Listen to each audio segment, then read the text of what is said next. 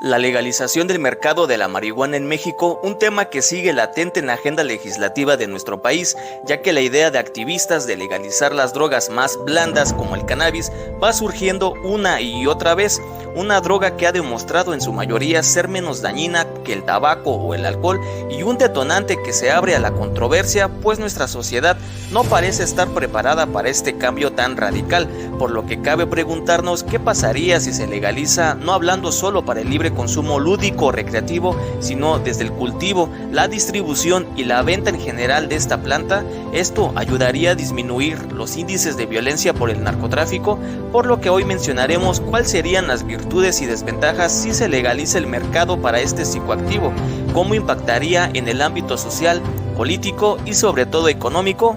Quédate hasta el final del video.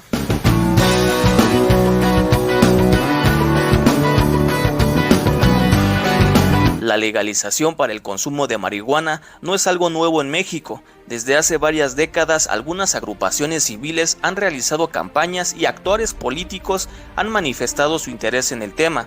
De hecho, después de varios ajustes, la Corte Suprema de Justicia no hace mucho levantó la prohibición del autoconsumo lúdico y recreativo de marihuana en México, aunque esto no avala su comercialización.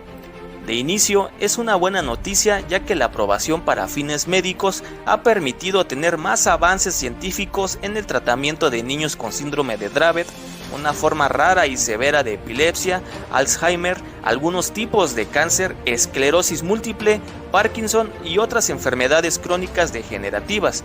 En cuanto a su consumo en México, debe ser estrictamente para uso personal, inclusive se puede portar hasta 28 gramos, mientras no se consuma de forma simultánea con otras sustancias, pero esto no significa que se podrá fumar en espacios públicos, frente a menores de edad, ni en ningún lugar donde se afecte a terceros. Cuidado, ya que si pasas de esta cantidad puede ser remitido ante un juez cívico y con multas arriba de 10,000 pesos. Si portas más de 200 gramos, se persigue como delito penal. Pero bueno, supongamos que se despenaliza a nivel federal el libre mercado de esta droga. ¿Cuál sería el impacto social en México? Pues como sucede con el problema del tabaquismo y el alcoholismo, se crearían más centros de rehabilitación, pero también habría más trabajos, ya que se crearían centros para la distribución y producción de la marihuana. Los trabajadores ya no tendrían que estar obligados a la producción clandestina, hasta se regularía el control de la calidad de la sustancia a comercializarse.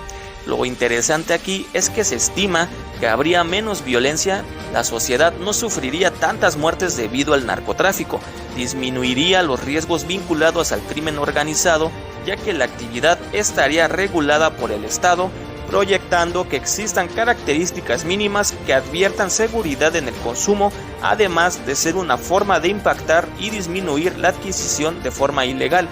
Por ende, habría más seguridad pública por la disminución del porcentaje de enfrentamientos entre las Fuerzas Armadas y el narcotráfico. Habría también más educación acerca del tema de las drogas, ayudando con la estigmatización. Y ojo aquí, la intención no sería promover el consumo, sino cambiar la imagen negativa de los consumidores, reduciendo estereotipos y la discriminación hacia los mismos. Ahora bien, ¿cuál sería el impacto económico? Este negocio brindaría a México la oportunidad de un crecimiento capital muy necesitado en las circunstancias actuales. Según el Informe Mundial sobre Drogas, México es el segundo productor de marihuana en el mundo, y el gobierno, al establecer las normas, pasaría a controlar el mercado para esta actividad, reduciendo las ganancias del narcotráfico. Además, daría seguimiento a los vendedores, distribuidores, a sus cuentas e inversiones para tener una mayor supervisión y control. Con respecto a los impuestos generados por la venta legal, se crearía un doble impacto sobre las finanzas públicas. Por una parte, se tendría un flujo de impuestos que pueden ser usados para el bienestar social, y por otro lado, se reducirían los gastos improductivos del gobierno, como los recursos destinados al combate frontal de las drogas, cosa que no ha servido absolutamente para nada, o los gastos de las prisiones, ya que la aprobación del cannabis reduciría la población carcelaria. Resumiendo, la liberación de estos recursos podría ser usada en otras actividades que aplique en un beneficio social, reforzando los programas de prevención e información, además de programas sociales, recreativos, culturales y deportivos. Hasta aquí no suena tan mala idea de legalizarla, ¿verdad? Sin embargo, con base en otros estudios existen argumentos en contra que han ido principalmente en relación con la salud pública. Ejemplos: el riesgo para el consumidor y los daños a terceros por conducir bajo el influjo de la marihuana, con las subsecuentes alteraciones en habilidades motoras, así como cambios emocionales, por ejemplo, agresividad y modificación de la conducta, además de alteraciones cardiovasculares. El consumo irresponsable en mujeres gestantes produce consecuencias en el feto, entre las que se destacan bajo peso y talla al nacer, además de alteraciones cognitivas durante el crecimiento y desarrollo. Otros argumentos en contra es que esta aprobación podría ser un parteaguas al aumento de consumo de otras sustancias ilegales más adictivas y más peligrosas. La legalización a nivel federal puede generar en torno a México un turismo no deseable con el fin de consumir sustancias que en otros países son ilegales. Otra preocupación es que se trataría de evitar que los menores tengan fácil acceso a la compra de la marihuana. Y con respecto a si se reducirían los actos delictivos, recientes estudios mencionan que hace una década la producción y tráfico de marihuana ha dejado de ser uno de los principales negocios de los cárteles de la droga mexicana, porque se ha duplicado la producción nacional de metanfetaminas, heroína simple, heroína mezclada con fentanilo, entre otras.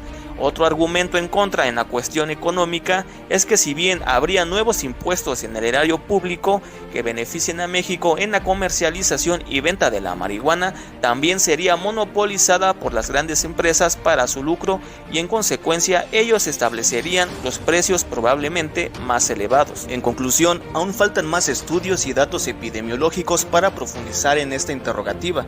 Tal vez basándonos en información de países que han dado más libertad en el consumo y venta de esta droga, nos permita dar mayor certidumbre y tener argumentos cada vez más sólidos que obliga al gobierno, grupos sociales, organismos públicos y privados en tener otro debate directo, abierto y democrático, donde se aborde este tema con la atención y discusión que se merece para diseñar políticas públicas que las oriente a la creación de empleos estables y bien remunerados, al tiempo que se enfatice en una educación humanística y medidas preventivas en el campo de la salud, pues resulta irónico que se diga que el problema de las drogas es de tipo sanitario, pero para afrontarlo se tomen medidas militares. Exagerando un poco, si esto se llevara a una consulta popular, ¿elegirías por legalizarla? Mi nombre es Carlos Eduardo Rodríguez y recuerda que tu voz es nuestra fuerza para ejecutar hechos. Nos vemos en el próximo video. Gracias.